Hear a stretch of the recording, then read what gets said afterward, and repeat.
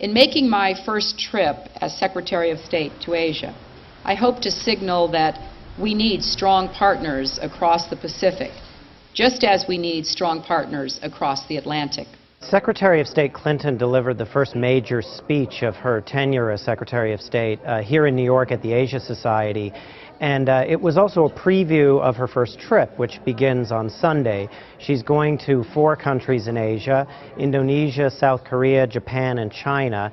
And this trip will, in a way, set the tone for U.S.-Asian relations for the next several years. Global solutions are essential to addressing climate change and the need for clean sources of energy.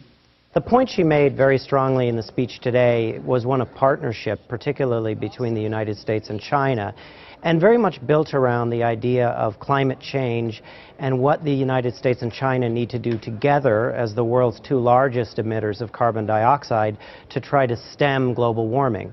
Now, our nation has been the largest historic emitter of greenhouse gases, and we acknowledge that we must lead efforts to cut harmful emissions and build a lower carbon economy.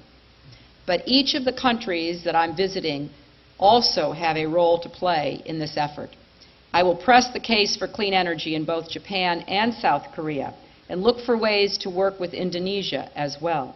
The Secretary of State didn't break any new ground on the nuclear problem in North Korea. She did warn North Korea, however, that some of its recent provocative statements toward South Korea were a problem, and she sort of held out the promise that if North Korea were to deliver on its pulling back on its nuclear ambitions, that it might someday have a direct engagement with the United States. Alliances, while developing deeper. She's trying to maintain a positive tone and start on this trip with a good atmosphere.